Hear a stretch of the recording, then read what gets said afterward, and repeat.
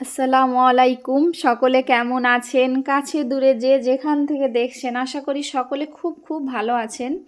আমরাও আলহামদুলিল্লাহ খুব ভালো আছি। আস্তে আস্তে ঠান্ডাটা অনেক কমছে আর বেলাটাও অনেক বাড়ছে। মানে বেলাটা যেমন একটু মনে হয় যে দিন শেষ একটু দেরিতে হচ্ছে। তো খুব ভালো লাগছে। বেলা বড় হলে আমার ভালোই লাগে যে সারাদিন কাজ করি, তো সময়টা কোথা থেকে চলে যায়, পার হয়ে যায়, তো বুঝতে পারা যায়নি। তো সকাল থেকে ভিডিওটা স্টার্ট করেছিলাম। আপনাদের ভাইয়া রাত্রিতে অনেক খাবার নিয়ে আসছিল, তো সেগুলো আর বার করা হয়নি। তো সকালে এই যে একটা একটা করে বার করে নিচ্ছিলাম। তো এই যে টোস্ট, মানে টোস্টের ডাব্বা নিয়ে আসছিল।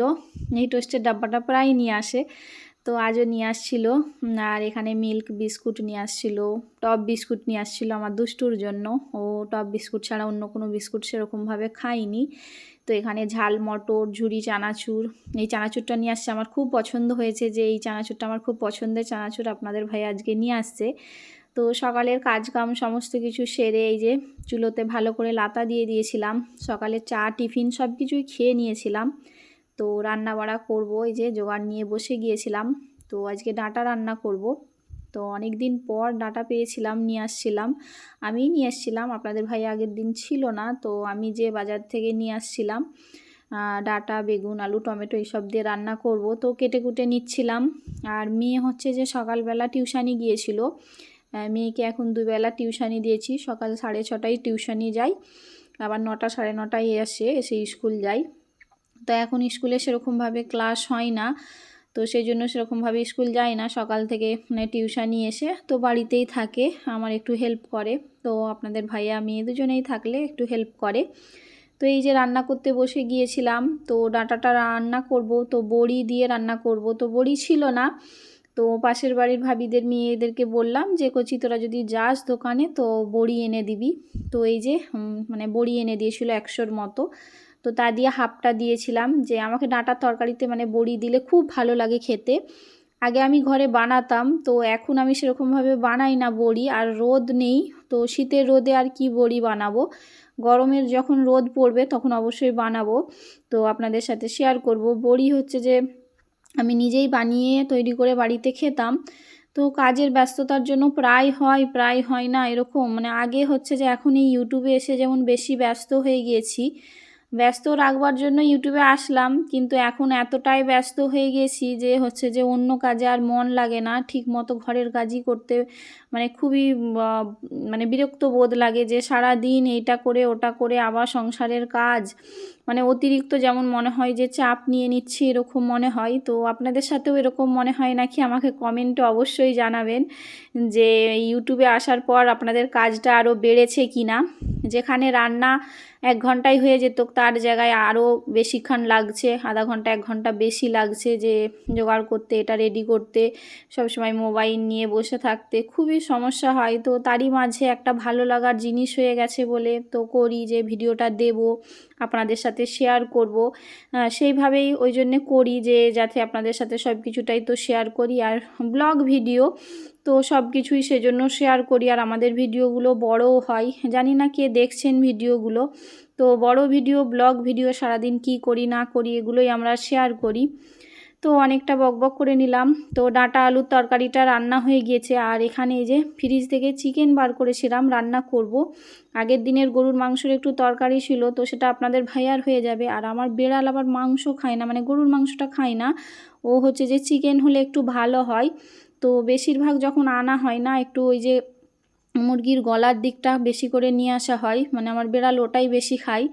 তো ওটাই বেশিরভাগ ছিল, মাংস কম ছিল। তো ওটাকেই আমি কষা করে নিচ্ছিলাম ঝাল ঝাল করে, তো বেড়ালও খেয়ে নেবে। আর আমার মেয়ে হচ্ছে যে আবার গলা খেতে পছন্দ করে মুরগির, তো ও খেয়ে নেবে। ও একসাথেই ভালো করে ঝাল দিয়ে দিচ্ছি।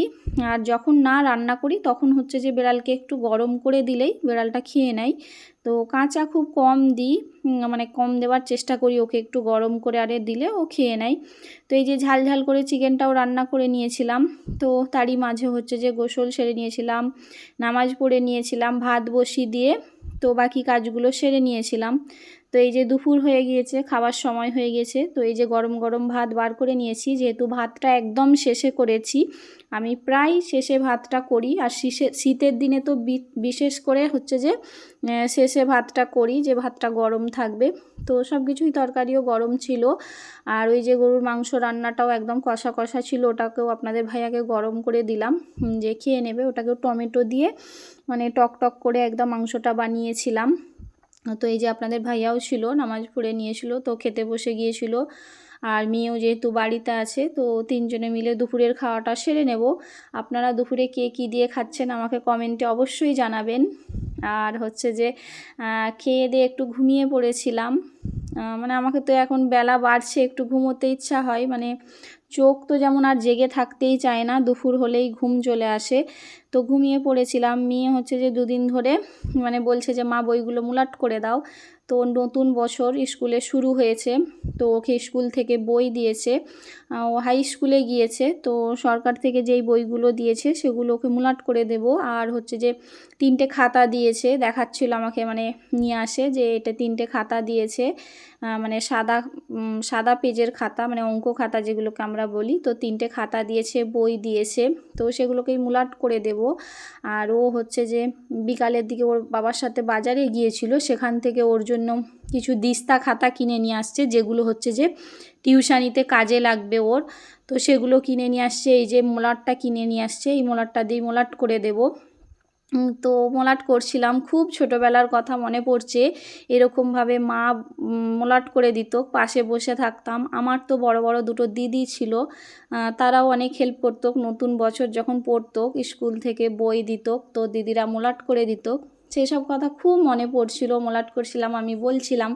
আপনাদের ভাইয়াও পাশে বসে আছে, তো অনেক গল্প করছিলাম, সেগুলো আপনাদের ভাইয়া শুনছে। আমার কাছ থেকে বলছে শুনতে ভালোও লাগছে, তুমি বলছো এরকম করে। তো খুবই মিস করছিলাম ছোটোবেলাটাকে। সত্যি যখন মেয়েকে চোখের সামনে বড় হতে দেখছি না, ওইসব কথাগুলো খুব মিস করি। এখন তো বন্ধু বান্ধবদের সাথে সেভাবে দেখাই করা হয়নি, ওদের সাথে কখনো কথাই হয়নি, মানে কতদিন যে কথা হয়নি। মায়ের বাড়ি গেলে, মানে মায়েদের ওখানে গেলে তো কারোর সাথে হয়তো মাঝে মাঝে দেখা হয়।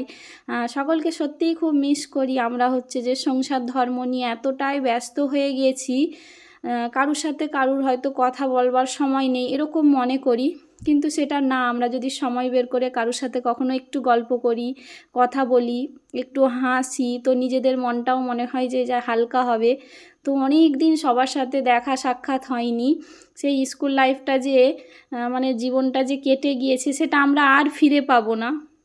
আমাদের এখনের লাইফটা আমরা হয়তো যতদিন বেঁচে থাকবো, স্বামী বাচ্চা এগুলোর সাথে আমাদের থাকবে, কিন্তু এই লাইফটা হচ্ছে যে আমার মেয়েকে বলি যে এখন তুমি হচ্ছে স্কুল যাচ্ছ, পড়তে যাচ্ছ, টিউশানি, তোমার যদি মনে হয় চাপ, কিন্তু এই জীবনটা তুমি আর পাবে নি। এখন যেটা পাচ্ছ এটা আর পরে পাওয়া যাবে না। আমরা এরকমভাবেই মেয়ের সাথে গল্প করছিলাম। আমার সত্যি আমি এখন বলছি আমার মনটা এতটাই খারাপ হচ্ছে, যে আগে হচ্ছে যখন স্কুলে পড়তাম বন্ধু বান্ধবের কথা কত মনে পড়ে, কত বিয়ে হয়ে গেছে, কতদিন বিয়ে হয়েছে, কার কতগুলো বাচ্চা কাচ্চা, সেসবও আমরা ঠিক মতো জানি না। তো সকলকে খুব মিস করি, মন খারাপ হয় সকলের জন্য। তো মেয়ের বইগুলো সব মুলাট করে দিয়েছিলাম।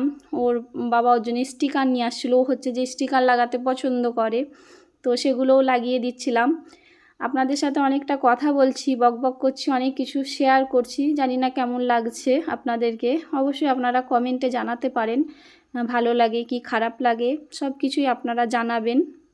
আর যারা এখনও লাইক দেননি একটা, তো প্লিজ একটা লাইক দিয়ে চ্যানেলটাকে সাবস্ক্রাইব করে আমার পাশে থেকে যাবেন।